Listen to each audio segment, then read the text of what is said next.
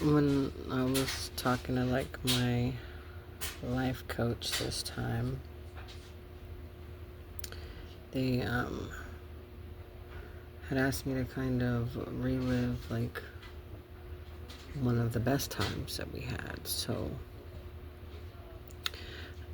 I was telling them one of the best times that we had was when we went to like the safari together, and um, we got to see all different types of animals.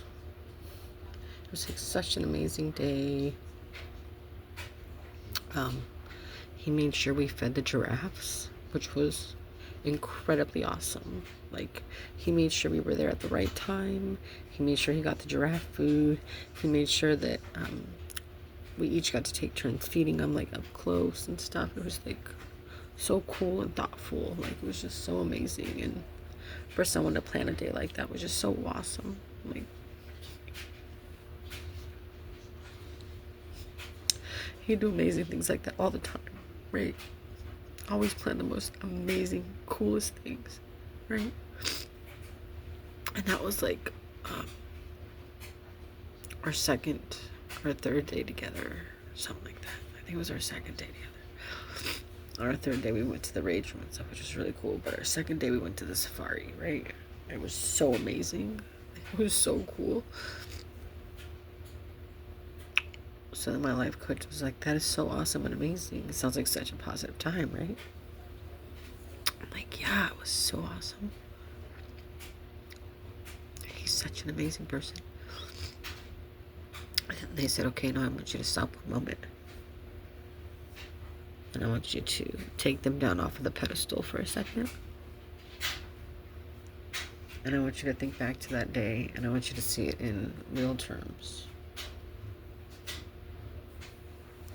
And they were kind of like,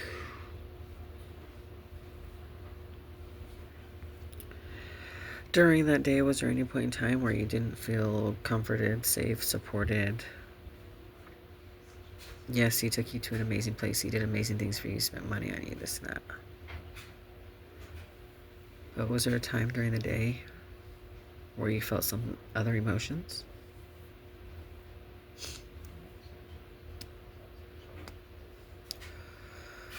Oh, yeah, for sure. Thinking back now, I was like, oh, actually, on the way there, we passed a Lone Star Steakhouse. And I heard him say, do you want to go on a date there? As if he was asking me on a date. And I was like, yeah, of course. He got really silent, quiet, standoffish. And then I was like, what happened? Why are you upset?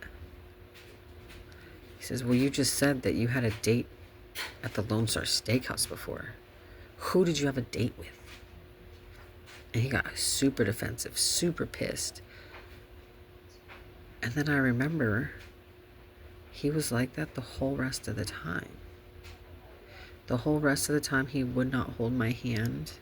He would not show me love. Instead of calling me babe, he would call me only Miranda. And if he did say babe, he'd say, oh my bad, I mean Miranda. Like, he was withholding his love on purpose because he knows that's what I crave and need. He also got alcohol while we were at the safari to drink, of course. There was a couple times, like once we were at the water park part of it, and I was walking without shoes, and he's like, ooh, that's disgusting. You're disgusting. Why would you do that? And I'm like looking around like there's so many other people walking without shoes. We're at a water park. I don't know. Just little things like that did make me feel uncomfortable and did make me kind of like, actually, it was really kind of, there were moments of that day that weren't happy or positive.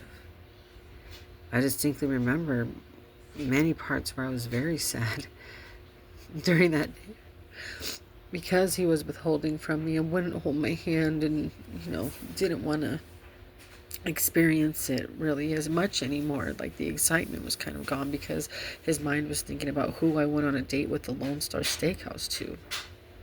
Which, mind you, would have been years ago because I haven't dated anyone in a very long time, and I told him that and he never believed it for some reason.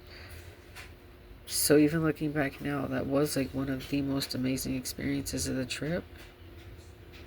But it also was not. It was also another sour, sad experience. And I forgot that. I forgot that. And they're kind of telling me, like trauma makes you do those types of things. You're going to put them on a pedestal. You're going to remember only the good, but you need to stop, and you do need to remind yourself of the reality, because you were living in a fantasy, a dream that you thought was going to come true, like it was coming to fruition, everything that you've always wanted. So you overlooked all the negatives, all the bads, because you just wanted it so badly to be true. And that's true. The safari was one of the most amazing days, but it was soured by that attitude, by that insecurity. He was picking on me. He was just getting intoxicated. And I forgot about all that because he took me to feed the giraffes. And he kept telling me how pretty I was. And kept telling me how amazing of a time we were having. Even though at some points he kept telling me, like, stop being a bitch. You're being a bitch.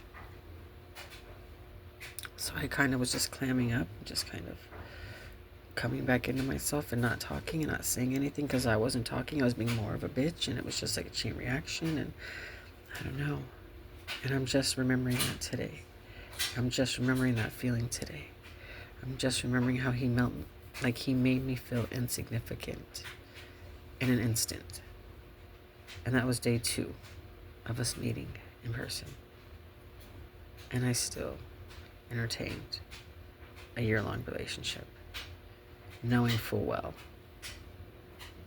that that was the way that they really felt about me and behaved. And it took me today speaking to somebody about it and them pointing that out to me for me to realize that. So that's why tomorrow's going to be a new day, a new way, a new life. I'm going to get my shit back together.